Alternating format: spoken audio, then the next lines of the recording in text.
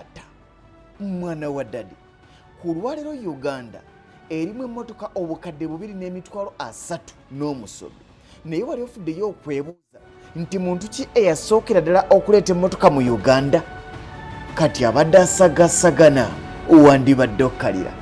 Emmotoka eyasookera ddala mu Uganda eyasooka okugireeta yali Sir Hesketh Bell, ono yali gavana wa Uganda okuva omwaka 1905 okutuusa omwaka 1913.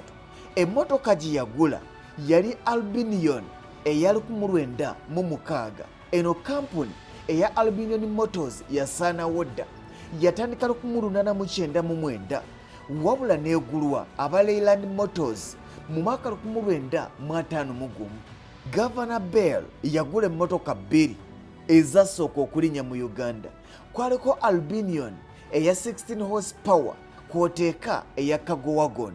Zino emmotoka zaavugibwanga bazungu nga tewali muddugavu amanyi kuvuga mmotoka. Emu yavugibwanga Captain Hill ate ng'endala evugibwa Stanford. Emmotoka gye yagula eya wagon yali etikka ttani 2 zokka nga tesukkawo.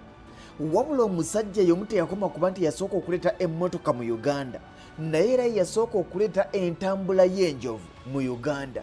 Enjovu etambuza abantu yagijja Bombe wadde nga tezaakyaka. Tuddeyo mu mmotoka.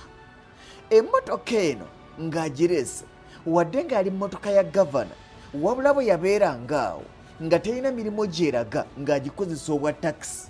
Wangi omanye emmotoka ya pulezidenti kubanga gavana ebiseera ebyo yalinganga pulezidenti, naye omanye emmotoka ya pulezidenti okubanga evuga takisi.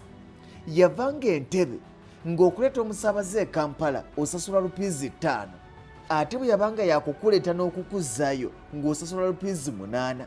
Buli ttani nga bagivugira ₹15 ez'ebiseera ebyo. Twogera ku mwaka 1906.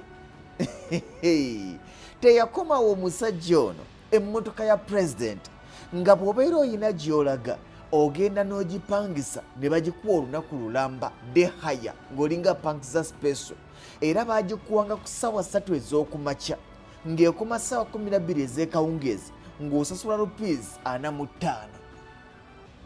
Gavana eno emmotoka olugendo lwe yasooka okutambula okuva ku lwa Kampala Entebbe yagenda Mubende.